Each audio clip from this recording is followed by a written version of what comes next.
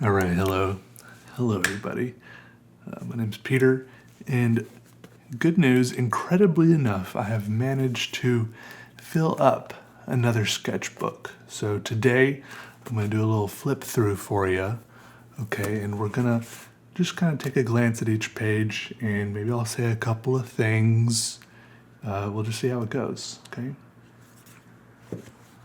This is a Moleskine Sketchbook. As you can see here, there's their little logo.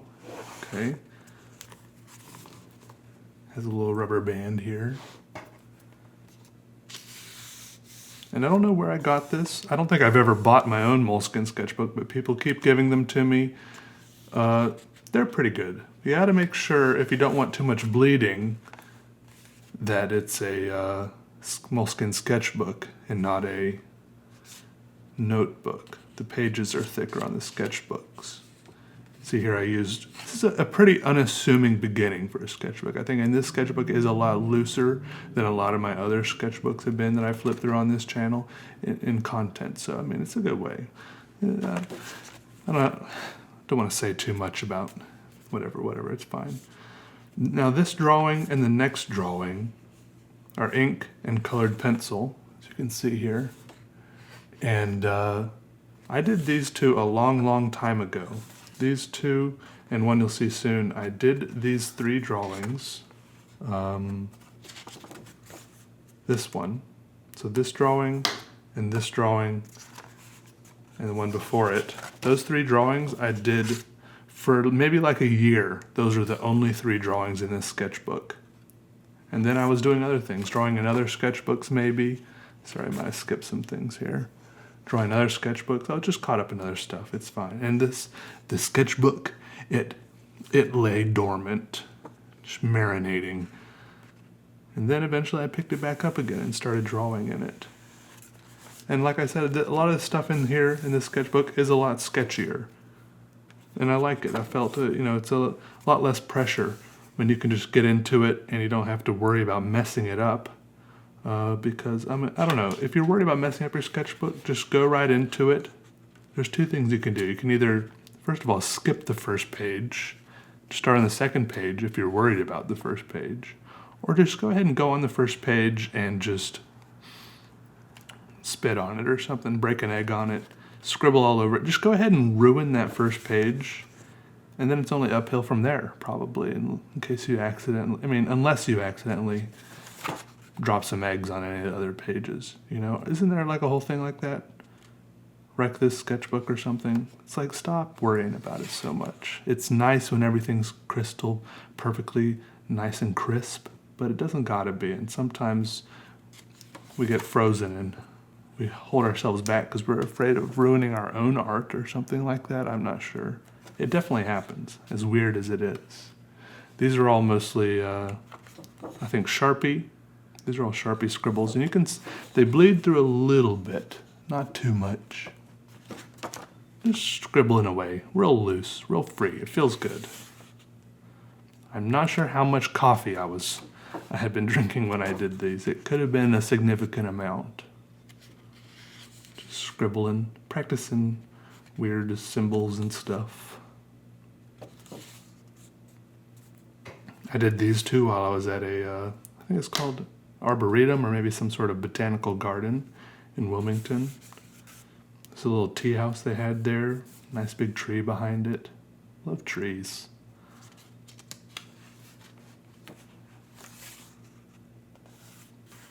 It's a fountain pen. You might notice this a lot in this sketchbook when I try to do it. It lies pretty flat. And this part, what's this called? The middle margin, the crack of the book. It's not too obtrusive. But still, you might notice this several times in the sketchbook when I want to do a 2-page sketch, but then I kind of split it apart. I do one thing here, and then there's like stuff stringing it together in the middle. It's kind of a purplish rusty ink. I did this one while I was sitting in a creek on a cinder block sketching. Some more Sharpie here. Just do this sometimes. Just do it. Just go. Oh, yeah, that's good. It's good for you. It's good and good for you.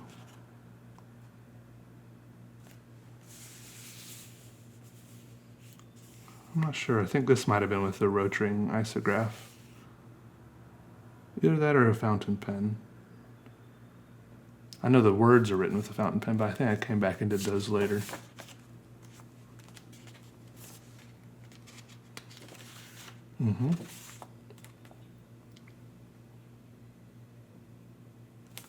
So usually, I feel like maybe this is like a fine tip felt pen or something. I might have had one of those double-ended Sharpies. Maybe this is the other end of the Sharpie. I'm not sure. I'm really kind of weirdly perplexed by that now. No, I think this is... No, I don't know. I don't know what this was. It doesn't really matter. Maybe it does. Definitely Sharpie here, though. You can see it's starting to get dry. When you get a Sharpie a little bit dry, you can do kind of nice shading with it because it starts drawing grays and stuff, you know? Maybe keep around a half-dry one and a nice fresh one. Some people do that on purpose. I've seen it, and I was impressed.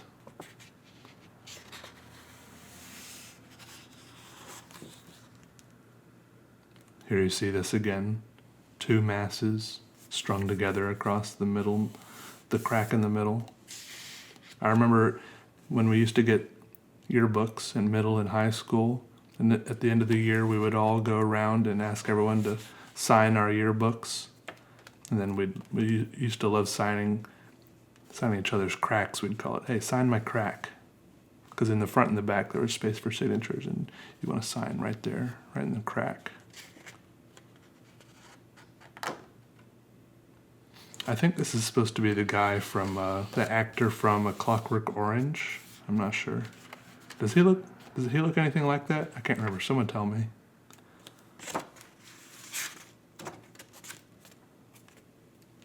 I did these when I was visiting New York.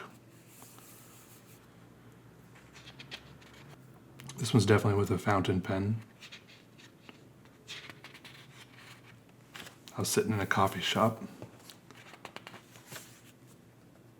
A mix of mediums here. I was purposefully like flicking out ink out of the fountain pen here and smudging it with my fingers. Oh, my fingers were so dirty. I loved it. Here I was kind of brainstorming what kind of murals could be done. I never really ended up doing any murals really like anything like this. Like, you know, like what if this was a big wall? You know, like this is like 20 feet tall, you know, 40 feet, 50 feet wide or something. That'd be pretty sweet.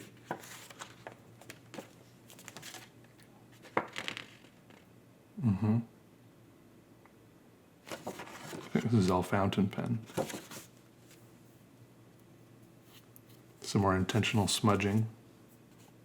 Smudging and smearing.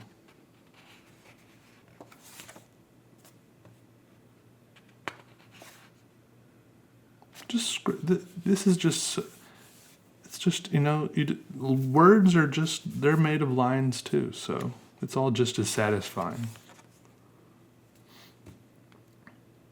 This right here is my attempt to design a pattern for textiles, for the fashion industry. You know, sometimes I just look at handbags, I look at shower curtains, I look at mini skirts, and I see these patterns on there, and I think, I could have drawn that. That really could have been me. I'd do stuff like that all the time. I don't know why I did this, but I don't know. Maybe it would look cool on a shirt. I don't know. I think this is something I did for a real-time drawing I did in one of my podcasts. If you're interested in either podcasts or real-time drawings, check out the podcast videos. Those are almost all real-time drawings, at least the recent ones.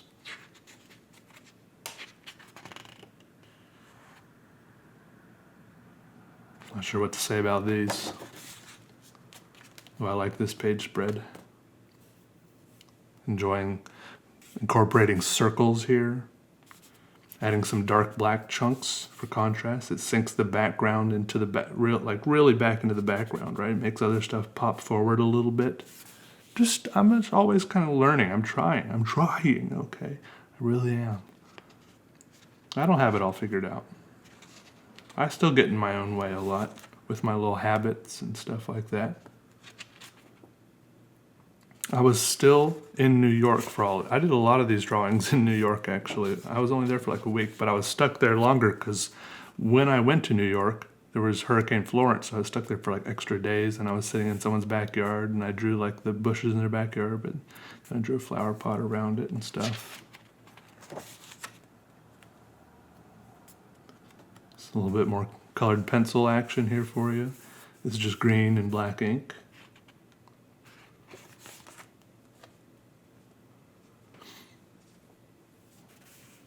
Drew this when I felt bad about something.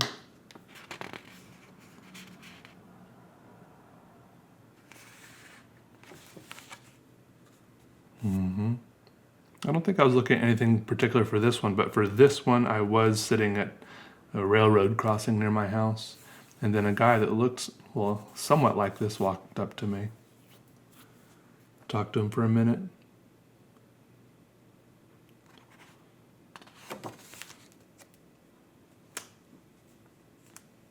Usually when I draw my weird, bulbous people, I like drawing people. I like drawing them, I don't get too caught up in them looking all perfect and stuff, but it seems like I mostly draw men.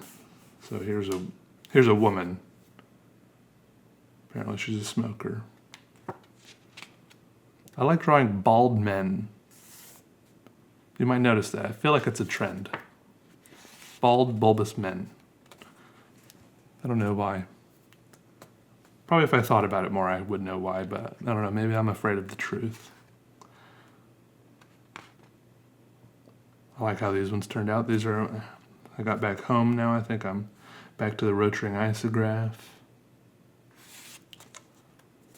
Oh, the ribbon.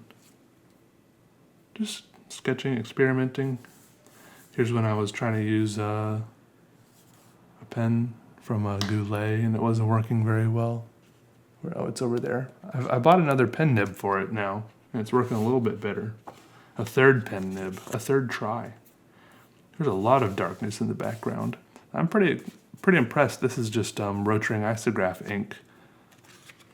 Didn't bleed through at all, right? That's really good.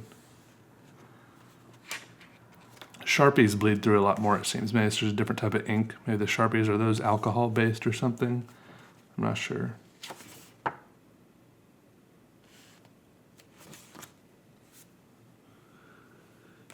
This is a fountain pen. I'm not sure if this is... Usually in most of my fountain pens I use this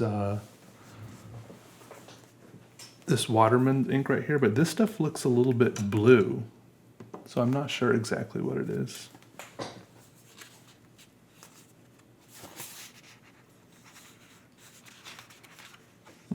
This stuff, it's, as usual, it's all self-explanatory. No need to go into too much detail explaining the obvious. Once again, clump, clump, strung together in the middle. One day I'll learn to not be afraid of the crack.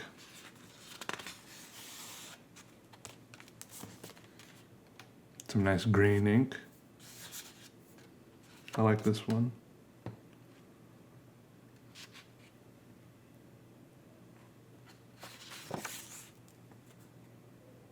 Another bulbous person. An alien abduction. Working on backgrounds. Backgrounds, you know whose backgrounds I really like? Is, what's his name? Gorey. His name Edward Gorey? Edward? I don't think that was his real name anyways, but Gorey. Gorey. He had cool backgrounds. Very line-heavy backgrounds. But still had a little bit of texture, you know? I like this one. See, look, bald, bulbous. Bald and bulbous. Let's go.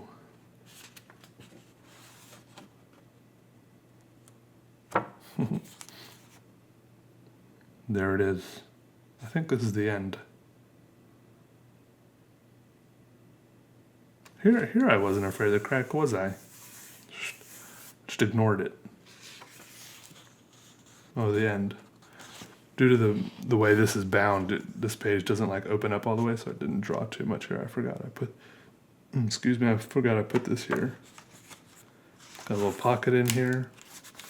Oh, this is the stickers from the coffee shop I sat at every day in Austin, in New York. Anyways, thanks for watching, everybody. Yeah, so there's the sketchbook. Gotta figure out which one I want to start next. To find a good sketchbook, you want to either use one you've used before, same brand, same type of paper, right, that you know you like, or go to the art store, go down to the aisle with all the sketchbooks and like feel the paper, right? Feel the paper, feel the sketchbook. You want it to be something you like, can invest a lot of your mental and artistic, energy in. It can be difficult sometimes. And sometimes you might, basically if you want to work in ink, you might want to get one that says mixed media, might want to get one that says ink, or just drawing might be fine. Just don't get something that says like watercolor, because that might be too rough. I don't know. It might take some experimentation, some trial and error. I've had a lot of sketchbooks I didn't really like, or the pages were too thin, so I just like lay it aside, never used it, or just use it for pencils or something, right? So I don't have like one good answer for what sketchbook to get. Anyways, I believe in you. You'll be able to figure it out. Thanks for watching, everybody. See y'all later. Goodbye.